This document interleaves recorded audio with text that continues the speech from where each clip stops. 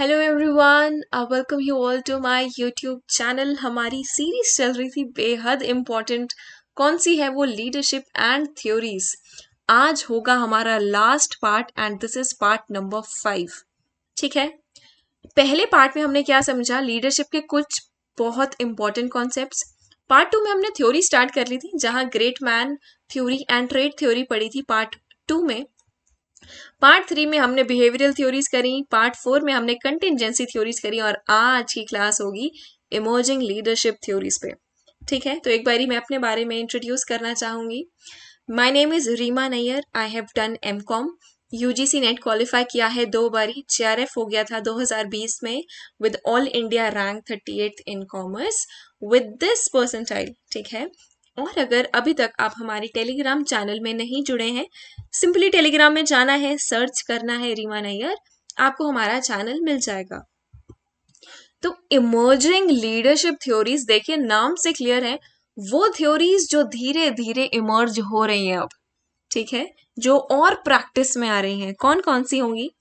Leader member exchange theory, charismatic leadership theory, transformational leadership and visionary leadership. ये 4 theories हम पढ़ेंगे, एक एक करके समझते हैं। लीडर मेंबर एक्सचेंज थ्योरी, ठीक है, ये 2 अलग है, आपने अलग से ही पढ़ना है। लीडर एक तरफ है और मेंबर एक्सचेंज अलग है। ठीक है, आपने यहाँ पे अपनी स्कूल टीचर्स को या कोई भी अपने टीचर को याद करिए। ऐसा होता था ना, ये है हमारे टीचर, और कई होते थे टीचर के फेवरेट स्टूडेंट्स जो हमेशा टीचर के साथ रहते थे। लेकिन कई ऐसे स्टूडेंट्स होते थे जो नॉट सो फेवरेट होते थे। लेकिन आप मानते हैं एक टीचर के लिए हर कोई इक्वल होता है, हर स्टूडेंट। बट ऐसे देख के चलिए, यहाँ पे कई हैं फेवरेट स्टूडेंट्स और यहाँ है नॉट सो फेवरेट स्टूडेंट्स जो टीचर से दूर रहते थे। अब जो टीचर से पास रहेंगे ना, उनको पता है क्या बोलेंगे? इन ग्रुप मेंबर्स। ठीक है, इन ग्रुप मेंबर्स। और जो बाहर रहते थे ना, जो टीचर के स्कोप से बाहर रहते थे, आउट रहते थे, उनको बोलेंगे आउट ग्रुप मेंबर्स। ठीक है, इस थ्योरी में भी यही दो तरह के ग्रुप्स हैं, इन ग्रुप और आउट ग्रुप। और अगर आपने ये कॉन्सेप्ट समझ लिया ना, आपने ये पूरी थ्योरी समझ ली। देखिए क्या लिखा है। According to this theory, the leaders do not treat all their subordinates in an equitable manner. अब ना यहाँ पे एक लीडर अपने फॉलोअर को, हर किसी को ना एक जैसा ट्रीट नहीं करेगा। ठीक है, almost all the leaders have some in groups and some out groups. इस एग्जाम्पल से रिलेट करिए।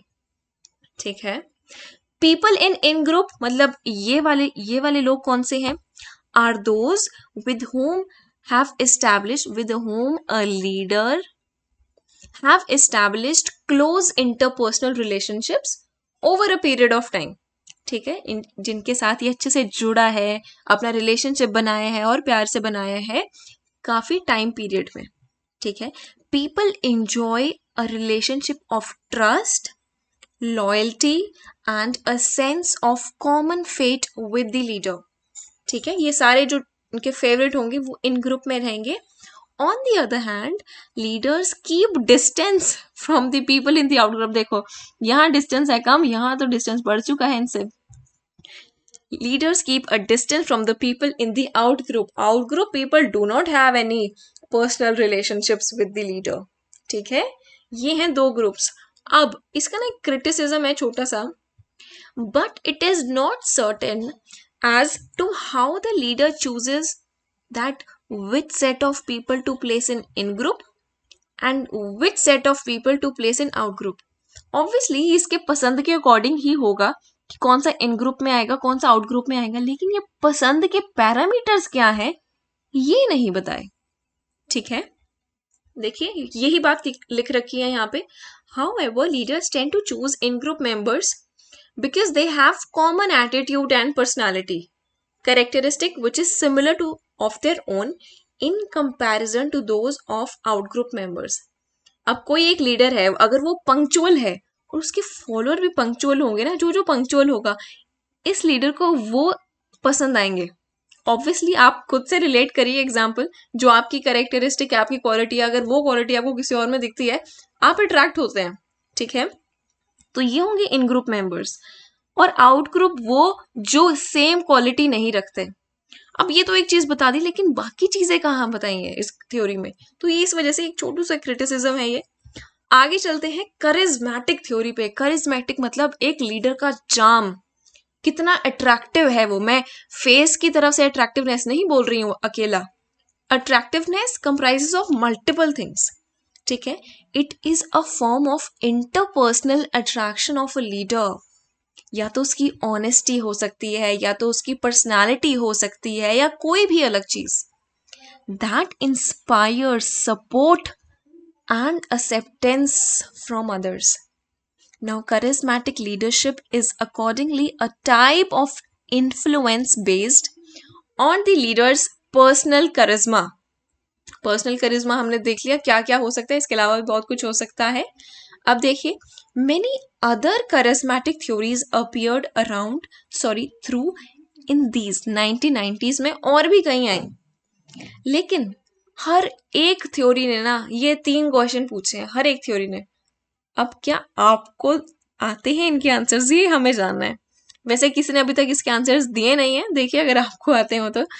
First one is, how do charismatic leaders lead their followers to outstanding performance? क्या है राज, वो नहीं पता। Why did such leaders receive high level of follower trust and loyalty? कैसे संभव है कि इनमें मतलब क्या है ऐसी क्वालिटी जिस वजह से फॉलोअर का बहुत ज्यादा ट्रस्ट और लॉयल्टी बनी, ठीक है। तीसरा है, what specific behaviours distinguish charismatic leaders from other types of leaders? ऐसा एक व्यक्ति अपने व्यवहार में कौन सा बिहेवियर लाए सो दैट वो करिज्मेटिक लीडर बन जाए, और ऐसे बिहेवियर कैसे डिफरेंशिएट करते हैं एक करिज्मेटिक को नॉन करिज्मेटिक से? वो कौन से हैं बिहेवियर एग्जैक्टली, वो भी नहीं पता, ठीक है। अगर आपके माइंड में है ना ऐसा कुछ तो कमेंट्स में जरूर बताना, ठीक है। अगला आता है, research shows a positive correlation between charismatic leadership and high performance and satisfaction among the followers, ठीक है। People working for charismatic leaders are motivated to work extra because they like their leader and enjoy greater satisfaction. अब आपका भी ऐसा कोई leader होगा जिसके under आप काम करके आपको खुशी मिलती है, आपको ये बर्डन नहीं रहता कि मैं काम कर रहा हूँ, आपको खुशी मिलती है, आप देर तक भी काम कर सकते हो, एक्स्ट्रा काम भी कर सकते हो, और उससे आपको सेटिस्फैक्शन ही मिलती है, ठीक है। अगली थ्योरी है ट्रांसफॉर्मेशनल लीडरशिप। ट्रांसफॉर्मेशनल का क्या मतलब है? चेंज, और इसी वर्ड के अराउंड रिवॉल्व करती है ये पूरी की पूरी theory. Transformational leadership is all about leading change, ठीक है। Transformational leaders are more popularly refer to as agents of change. Agents वो लीडर्स जो चेंज लाना चाहते हैं, जो बदलाव लाते हैं, who energize and direct employees to set the new set of behavior. They change the followers' perspective regarding the issues by helping them to look at the old problems in new ways.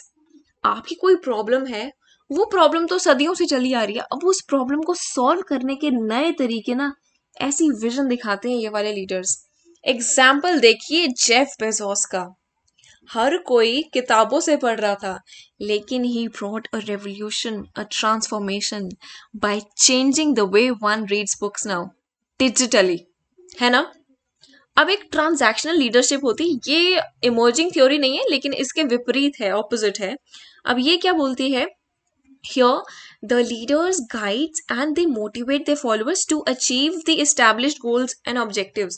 जो एक traditional leader होता है ना, जिसका काम होता है एक अपने फॉलोअर्स हैं, इनको डायरेक्शंस देना, काम करवाना इनसे, बस यही है इसका काम। किसका? एक ट्रांजैक्शनल लीडरशिप स्टाइल में। Alright, transactional leadership is all about managing the existing things. यहाँ कोई चेंज लाने वाली बात नहीं है, जो हो रहा है वैसे ही चलते जाए, लेकिन ट्रांसफॉर्मेशन में ना नए चेंजेस आते हैं। The main purpose of the leader is to ensure that the followers carry on their work smoothly and provide guidance as and when required. ये लीडर इंश्योर करेगा कि ये जो उसके फॉलोअर्स है ना, ये अपना काम अच्छे से कर रहे हैं, और अगर कोई इनको दिक्कत फेस होती है तो ये इनको सॉल्व करेगा लीडर। इनका ना डिफरेंस आपको आना चाहिए, transactional leadership, transformational leadership. First basis is it works for developing the existing organisation structure. जो है चलता आ रहा है वैसे ही चलता जाएगा, ऐसी सोच रखता है ट्रांजैक्शनल लीडर। यहाँ होता है changing the existing organisational structure. Nature is reactive. जब कोई प्रॉब्लम आती है ना, जब कोई प्रॉब्लम आती है, प्रॉब्लम के आने के बाद उसका सॉल्यूशन, वो होता है रिएक्टिव। प्रोएक्टिव में आप ना ये देख लेते हैं, पहले ही सोच लेते हैं कि अगले साल ना ये प्रॉब्लम आएगी, तो उस प्रॉब्लम के आने से पहले ही आपका सॉल्यूशन तैयार होता है। ये होता है प्रोएक्टिव। ये कौन सी एनवायरनमेंट में सूटेबल है ट्रांजैक्शन? जहां बहुत ही सेटल है एनवायरनमेंट, कोई चेंज नहीं है, ठीक है। यहाँ टर्बुलेंट एनवायरनमेंट, जहां चेंजेस ही हो रहे हैं। टर्बुलेंट मतलब dynamic changes. How many leaders are there in one group? यहाँ पे सिर्फ एक, यहाँ एक से ज्यादा। यहाँ पे किसका फोकस होता है? प्लानिंग और एग्जीक्यूशन का। आप प्लान कर लेते हैं एक्टिविटीज ये करनी है, और उनसे वो एक्टिविटीज करवा लेते हैं बस, ठीक है, जो एक आम लीडर करता है। लेकिन यहाँ फोकस होता है एक लीडर का इनोवेशन पे। वो कैसे? क्या हमने यहाँ वो चीज पढ़ी, कहाँ गई? हाँ, by helping them look at the old problems in new ways, innovations। यहाँ मोटिवेशनल टूल क्या है? Attracting the followers by putting their own self interest in the first place। their का क्या मतलब है? लीडर का, ठीक है। यहाँ stimulating followers by setting group interest as a priority, ठीक है। यहाँ पे फॉलोअर का इंटरेस्ट प्रायोरिटी होगा, ठीक है, और यहाँ एक लीडर का। इधर आइए, लास्ट है हमारी विजनरी लीडरशिप। विजनरी मतलब एक विजन रखना, एक सोच का नजरिया रखना, ठीक है। जितना दूर तक एक लीडर, और जितना दूर तक और जितना सही स्पष्ट एक लीडर सोच सकता है ना, उतना ही बेहतर वो लीडर होगा।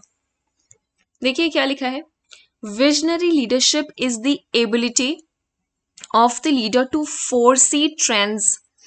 फोरसी मतलब पहले ही सोच लेना, in order to outperform the present, ठीक है। फॉर एग्जाम्पल आप देखिए यार, जब ब्लैक एंड व्हाइट टीवीज चलते थे तो हर कंपनी वही बनाती थी, लेकिन किसी कंपनी ने तो सोचा ना कि अब बारी है चेंज की। अब आएगा नया फैशन, जहाँ पे कलर्ड की बजाय वो होंगे हमारे, सॉरी, ब्लैक एंड व्हाइट की जगह कलर टीवीज होंगे। तो ये भी किसी ने चेंज लाया होगा, ये विजन भी किसी लीडर ने रखी होगी। वो होता है विजनरी लीडरशिप, जो एक विजन रखता है, ठीक है। For this purpose people in the organization must also believe that the vision is attainable। सिर्फ एक लीडर को ही ना विश्वास हो, लेकिन हर एक इंसान जो उस ऑर्गेनाइजेशन में काम करे ना, वो भी माने कि हाँ ये काम हम कर सकते हैं। It should be perceived as challenging yet attainable। काम मुश्किल है करना, लेकिन असंभव नहीं है, संभव है। For visionary leadership to be successful, the leader should possess the following qualities। कौन सी है वो? He should have the ability to clearly express his vision to others।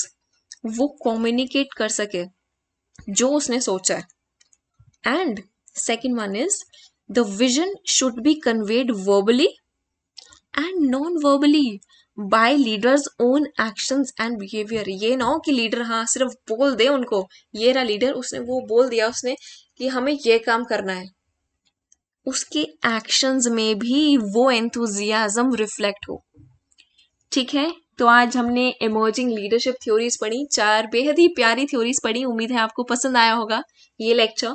अगर आया है तो ज़रूर लाइक करिएगा, अपना फीडबैक दीजिएगा और शेयर भी करिएगा। और अगर नए जुड़े हैं हमारे साथ तो चैनल को सब्सक्राइब भी कर दीजिएगा। With this, keep on learning, keep spreading knowledge. Thank you so much, take care, bye bye.